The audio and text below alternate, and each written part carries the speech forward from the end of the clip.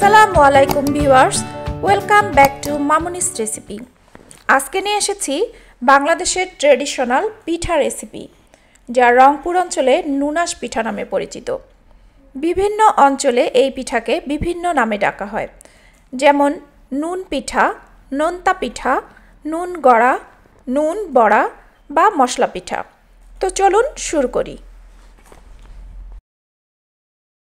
প্রথমে একটি মাঝারি সাইজের হাঁড়ি নিয়ে নিলাম।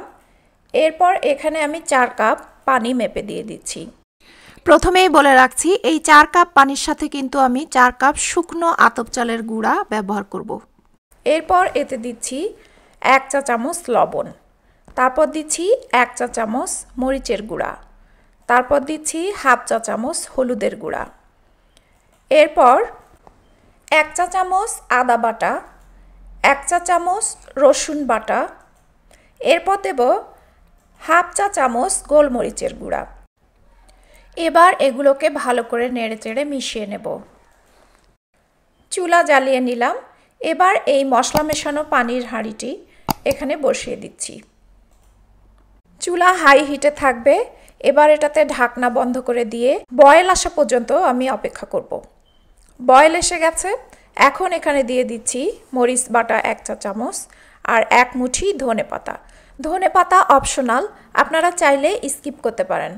আমি এখানে ধনেপাতা দিচ্ছি কারণ ধনেপাতা দিলে টেস্টটা অনেক সুন্দর হয়। ধনেপাতা দেওয়ার মিনিট খানেক পর আমি এখানে 4 কাপ শুকনা চালের গুঁড়া দিয়ে দিচ্ছি। আপনারা চাইলে ভেজা আটাও ইউজ করতে পারেন, সেক্ষেত্রে পানির পরিমাণ একটু কম করে দিতে হবে। এবার হাঁড়িতে ঢাকনা লাগিয়ে 2 মিনিটের জন্য অপেক্ষা করতে হবে। 2 মিনিট পর ঢাকনা খুলে একটা স্প্যাটুলা দিয়ে আটাগুলোকে ভালো করে পানির সাথে মিলিয়ে নিতে হবে। বেশ ভালো করে নেড়েচেড়ে ডোটা মিক্স করতে হবে, যেন একটা সুন্দর ঝরঝরে ডো তৈরি হয়। ভিউয়ার্স, আমি যখন মশলা পানিতে চালের গুঁড়ি ঢেলে দিয়েছি তখনই আমি চুলার আঁচ মিডিয়াম করে দিয়েছিলাম, এখনও তাই আছে। এবার দেখুন এগুলো অনেকটা ঝরঝরে হয়ে গেছে। এখন আমি চুলাটা একদম স্লো করে দিয়ে ঢেকে রেখে দেব 5 মিনিটের জন্য। স্লো ফ্লেমে 5 মিনিট রেখে দেওয়ার কারণে এটা সুসিদ্ধ হবে। হয়ে গেছে।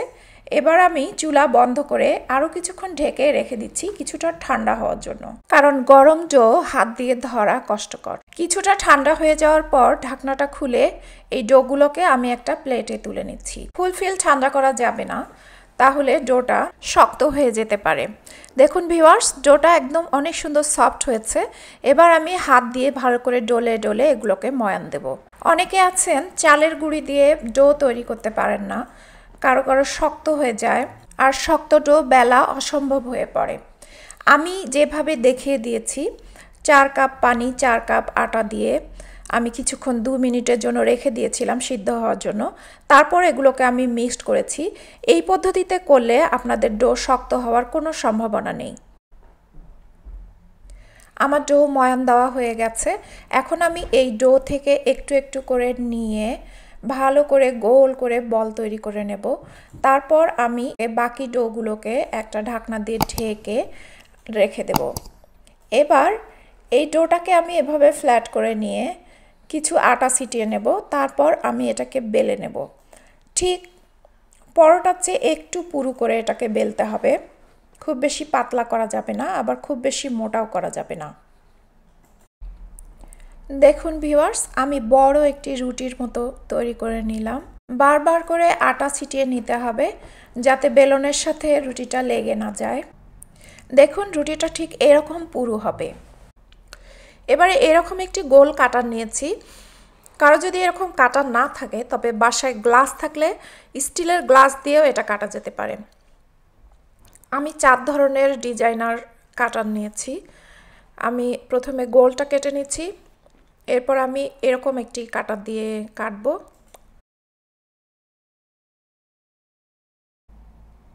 দেখুন দেখতে ঠিক এরকম হবে এটা। এরপর আরেক সাইজের কাটার দিয়ে আমি কাটবো। এরকম ফ্লাওয়ারি একটা কাটার দিয়ে আমি কেটে নিচ্ছি। আপনারা বিভিন্ন সাইজের কাটার বাজারে কিনতে পাবেন। যদি কিনতে না চান তাহলে বাসায় থাকা কোনো ধারালো গ্লাসের মুখ দিয়ে অথবা কোনো বয়মের ঢাকনা গোল যদি থাকে ধারালো, সেটা দিয়েও কেটে নিতে পারেন। এবার আমি 4 নাম্বার কাটারটা দিয়ে কাটছি। এটা দিয়ে ঠিক এরকম ফুলের মতো তৈরি হবে, দেখতে খুব সুন্দর লাগে এগুলা। এভাবে আমি পুরো ডোটিকে বিভিন্ন সাইজ এবং আকৃতি দিয়ে কেটে নেব। আমার কাটা ফিনিশ হয়ে গেছে।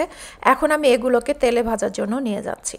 চুলা জ্বালিয়ে দিয়ে এরকম ছোট একটি ডিপ কড়াই নিয়ে নিলাম।